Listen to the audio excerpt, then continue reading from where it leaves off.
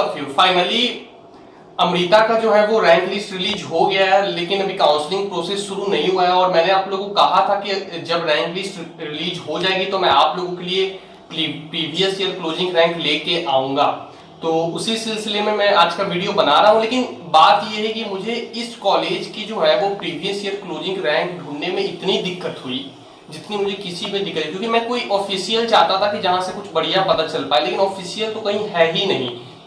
ठीक है, तो मतलब बाकी का जो मैं बनाता था, बाकी कॉलेज मणिपाल का, किड्स का, ये सब का मैंने बनाया तो उतना मुझे दिक्कत नहीं हुई, लेकिन इसमें बहुत ही ज्यादा दिक्कत हुई। तो इसलिए मुझे 3 कैंपसेस का पता चल पाया है, तो उसके पे मैं बता दूंगा। तो लेकिन आपको उससे पहले मैं प्रेफरेंस बता देता हूं कि आपको किस कैंपस को प्रेफरेंस देना है। तो देखो, अगर आप नॉर्थ इंडिया से हो और अमृता में एडमिशन लेना चाहते हो, तो अगर आपने डिसाइड कर लिया कि नहीं मैं उसी में जाऊंगा, तो आपको पहले कोयम्बटूर वाला कैंपस, फिर बेंगलुरु वाला कैंपस, फिर अमृतापुरी और फिर चेन्नई को प्रेफरेंस देना है। अगर आप साउथ इंडिया से हो तो कोई भी आपको प्रेफरेंस की जरूरत नहीं है। मेरा मानना यह है कि अगर आप साउथ इंडिया से हो तो आप जिस भी स्टेट में रहते हो उस स्टेट के ही कैंपस में जाओ।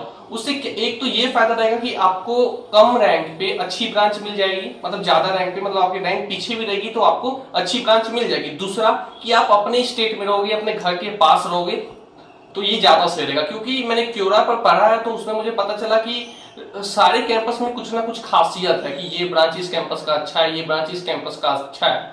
और सीएससी मुझे पता चला कि सारे कैंपसेस का ठीक ठाक ही है, लेकिन जो बढ़िया कैंपस है तो ऑब्वियसली वो कोयम्बटूर वाला कैंपस है, ठीक है ना। लेकिन मेरा मानना ये है कि अगर आप साउथ इंडिया से हो तो अपने ही स्टेट के कैंपस में लो, अगर आपने फाइनल डिसाइड कर लिया है कि मुझे अमृता ही लेना है तो।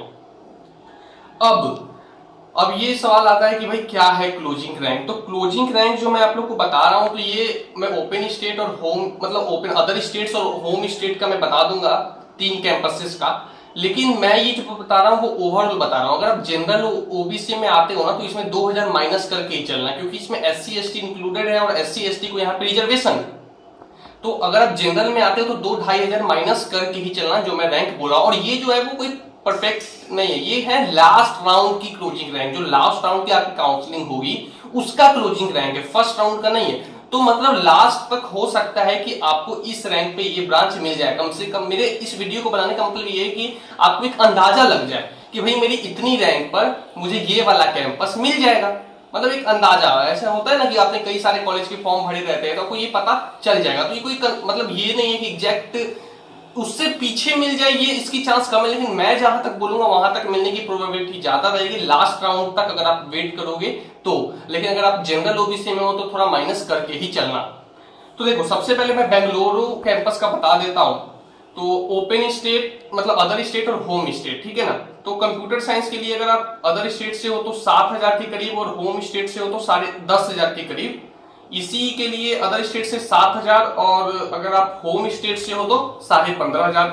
इलेक्ट्रिकल के लिए हो अदर स्टेट से हो तो 6500 और अगर होम स्टेट से हो तो 19,000 के करीब। ईआई के लिए अगर आप अदर स्टेट से हो तो 7,000 और अगर उसी स्टेट से हो तो आपको 20,000 तक पे भी मिल जाएगा। उसके बाद अगर मैकेनिकल आप चाहते हो तो समझ लो 6,000 के करीब अगर आपकी रैंक है अदर स्टेट में तो आपको मिल जाएगा। लेकिन अगर होम स्टेट में हो तो 20,000 तक भी मिल जाएगा, 18,000 तक भी मिल जाएगा। तो ये तो था भाई बेंगलुरु कैंपस का। अब मैं बताऊंगा अमृतापुरी कैंपस का।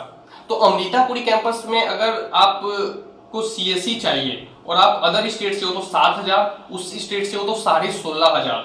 ईसीई चाहिए तो 5,500 अगर आप अदर स्टेट से हो और अगर उसी स्टेट से हो तो 20,000।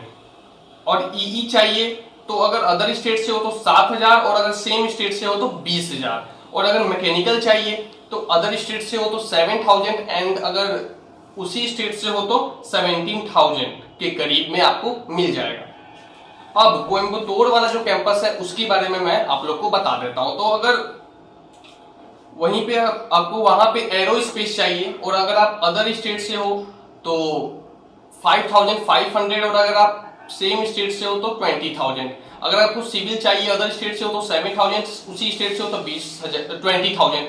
केमिकल चाहिए तो अगर अदर स्टेट से हो तो 8,000 और अगर उसी स्टेट से हो तो 20,000। अगर सीएससी चाहिए तो 2,000 के करीब 2,000 अगर अदर स्टेट से हो और अगर सेम स्टेट से हो तो 12,000। ECE चाहिए same state 3000, other state 16,000। EE चाहिए same state 4,000, other state 20,000। EI चाहिए same state 7,000, other state 20,000। Mechanical चाहिए सेम स्टेट 3,000, अदर स्टेट मतलब अदर स्टेट 3,000 और सेम स्टेट 17,000। तो ये तो था भाई 3 कैंपस की क्लोजिंग रैंक। तो भाई बड़ी मेहनत लगी इसको ढूंढने में, और इससे आपको एक अंदाजा जरूर मिल जाएगा। हालांकि अभी राउंड 1 की कट ऑफ आई फिर मैं वीडियो बनाऊंगा, और आगे भी मैं वीडियो बनाऊंगा कि आपको कैसे कैसे चॉइस फिलिंग करना है। वैसे अगर आपको कोई डाउट है तो आप कमेंट करो कि भैया इतनी रैंक आई है, मुझे कौन सा ब्रांच लेना चाहिए और कौन से कैंपस में जाना चाहिए। और आप ये भी पूछ सकते हो कि भैया इस कॉलेज में जाऊं या उस कॉलेज में जाऊं, जो भी आपके पास ऑप्शंस है कॉलेज के, आप वैसे भी मुझसे पूछ सकते हो। सो उम्मीद करता हूं वीडियो पसंद आया, और पसंद आया तो लाइक करिए और चैनल को सब्सक्राइब करिए। So thank you and all the very best.